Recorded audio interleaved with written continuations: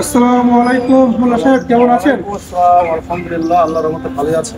তো আগামীকাল থেকে তো সিয়াম শুরু হচ্ছে, বুঝা চলো না আমরা মানুষকে একটু বার্তা দিই। আলহামদুলিল্লাহ, রোজার মাস, ক্ষমা চাওয়ার মাস, একটু মানুষ আলহামদুলিল্লাহ সাধারণ মানুষকে বার্তা দেওয়ার দরকার আছে, কারণ পবিত্র রমজান মাস, মাগফিরাতের মাস। চলুন চলুন যাই, আমরা যাই, ওখানে দেখি রাস্তায় কারা আছে।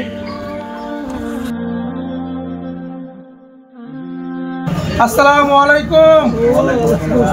ওয়ালাইকুম আসসালাম রহমতুল্লাহ। আমরা আপনাদের কাছে জানেন আমরা কি করে জানবো আপনারা কি করতে এসেছেন? আপনারা বলেন, তবে তো বুঝবো আমরা কি করতে এসছেন। আগামীকাল থেকে রোজা শুরু হচ্ছে, আপনারা সকল রোজা করবেন তো? আমরা চাষি ফ্যামিলি, ক্ষেত খামারে মাঠে ঘাটে কাজ করতে হয়, রোজা করা বেশ সমস্যা হয়ে দাঁড়াবে। আরে বলেন কি, রহমতের মাস আপনি পেয়েছেন, আপনি রোজা রাখবেন না? এ কখনো হয়? একটি মাস রোজা করে আপনার যা পাপ আছে, পূর্ণ পাপ, আপনি সেগুলো মুকুব করে নিন। আরে রমজান মাস, পবিত্র মাস, আমরা একটা মাস পেয়েছি 1 বছর পর, আমরা কেন রোজা করবো না? তাছাড়া আল্লাহ তাআলা বলেন, আগুন যেমন কোনো কিছুকে পুরো ছারখার করে দেয়, ঠিক একটি মাস যদি কেউ সঠিক নিয়তে সৎ পথে থেকে রোজা করে, তাহলে আল্লাহ তাআলা তার পাপগুলোকে পুরো ছারখার করে দেবেন।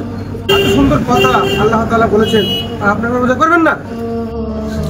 এ কি আপনি এত সুন্দর করে বোঝালেন, কেউ এতদিন থেকে এত সুন্দর করে বোঝায়নি। আপনার কথা শুনে আমরা একদম মুগ্ধ হয়ে গেলাম। ইনশাআল্লাহ আমরা রোজা রাখার চেষ্টা করবো।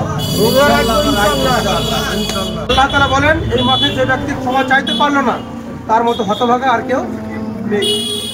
আপনারা প্রত্যেক রোজা রাখবেন তো ইনশাআল্লাহ? ইনশাআল্লাহ। চলুন বাবা, আমরা সবাই একসঙ্গে আজ থেকে 5 ওয়াক্ত নামাজ পড়ার ওয়াদা করি। আগামী দিন আমরা একসঙ্গে নামাজ পড়বো, একসাথে 5 ওয়াক্ত মসজিদে জামাতে নামাজ পড়বো ইনশাআল্লাহ। ইনশাআল্লাহ, ইনশাআল্লাহ, অবশ্যই নামাজ পড়বো।